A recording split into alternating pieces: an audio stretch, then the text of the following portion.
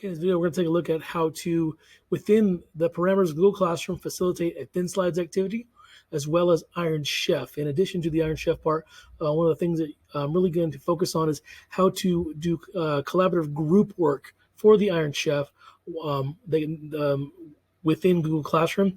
The same idea can be applied to any kind of collaborative group work activity. So let's start here with the thin slides.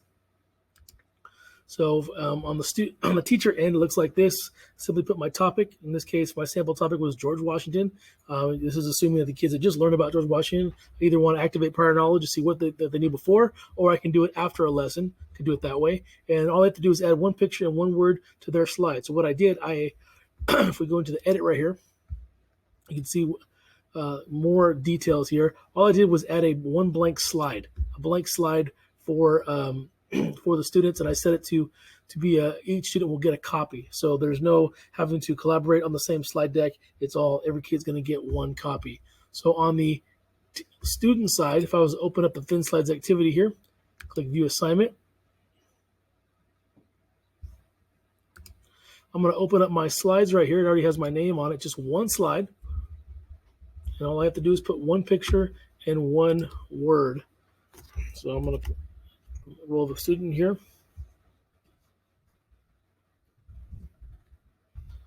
And maybe with George Washington, and the whole idea of a cherry tree is a common idea associated with George Washington.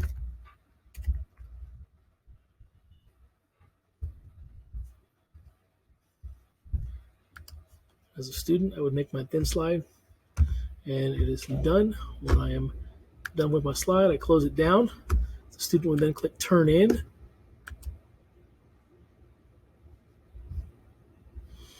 And it's ready to go. From the teacher perspective, let's go ahead and save my progress there as a teacher.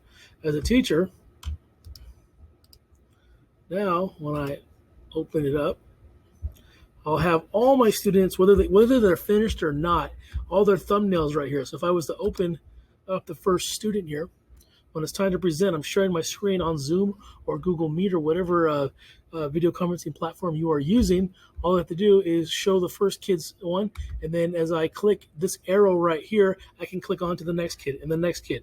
And the idea is that when each kid sees their slides show up there, then they will then do their micro presentation of 5 to 7 seconds, elaborating on their one word and one picture. So thin slides, a very simple way to get every kid presenting, building slides, and speaking during a class period, whether you're live in person or you are doing distance learning.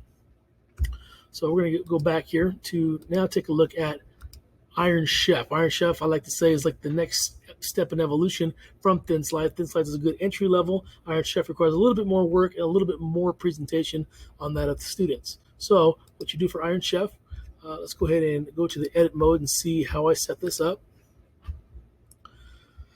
So I'm going to put my topic in here. We'll say this is George Washington. We'll say that's what that is. And what I'm going to do, I'm going to assign this to only a certain amount of students. Not every kid is going to get this assigned to them. I'm going to assign this to each group of kids individually. So I'll show you how to do that in a second. But before I get to the assigning part, let's take a look at the Iron Chef template. So on the template, you can probably put like an image of what your topic is here, write your topic or essential question here. And when the students who have access to this template, they're either you pre-assign or you allow them to choose which slide they want to take. And each slide, and this is set up for a group of 4 actually, is I can put an article link or I can put pages out of the book for them to read, and they have to put in their 4 to 5 most important ideas, drop in a picture, and then here what we call a secret ingredient. I may pre-make this with an image of a certain topic where I want them to put some kind of a speech bubble or a caption, a meme, kind of like as a time filler for extra credit for kids who finish early. So each kid would have one of these, and when they're done, they would all they do is going to close it down. So how do I get this to all my students? So right here, I only have one student in my class, but let's say I had a long list of kids here. I would uncheck this, and I'd only check the certain kids that I want to be in this certain group. So I would check this student, and if I check 2 or 3 other kids, only they would see it when I assign it. Click save.